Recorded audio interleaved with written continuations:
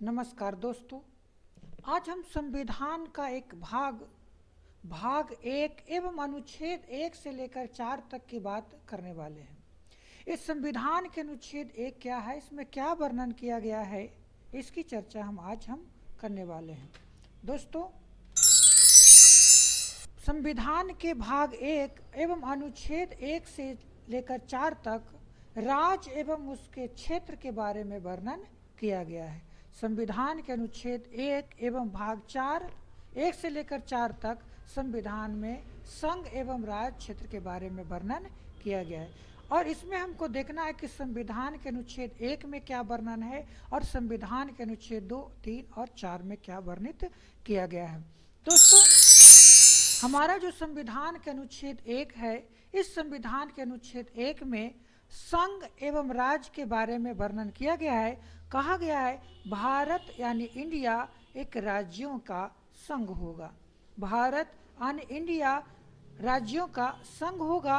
अर्थात संविधान के अनुच्छेद 1 बताता है कि दो चीज बताता है, एक भारत का नाम और दूसरा भारत में शासन की परिधि बताता है। इसके तहत संविधान के अनुच्छेद 1 के तहत ही भारतीय जो राज्य क्षेत्र है उसको 3 श्रेणियों में बांटा गया है।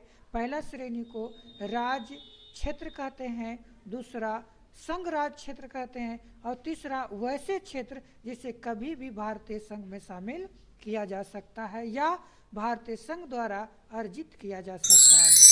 दोस्तों, इसी में संविधान के अनुच्छेद 2 कहता है कि नए राज्यों के प्रवेश या उसकी स्थापना संविधान के अनुसार संसद कर सकता है। संसद अपनी विधि के द्वारा नए राज्यों की स्थापना, नए राज्यों में के प्रवेश इत्यादि कर सकता है। इसका वर्णन हमारे संविधान के अनुच्छेद 2 में किया गया है। दोस्तों, संविधान के अनुच्छेद 3 क्या कहता है, तो कहेंगे संविधान के अनुच्छेद 3 बताता है कि संसद अपने विधि द्वारा किसी भी राज्यों के सीमाओं में परिवर्तन कर सकता है, उसके नाम में परिवर्तन कर सकता है, उसके क्षेत्र को बढ़ा सकता है या उसके क्षेत्र को घटा सकता है और किसी भी राज्यों को पुनर्गठन कर सकता है। राज्यों के पुनर्गठन की बात जो है संविधान के अनुच्छेद 3 में कही गई है।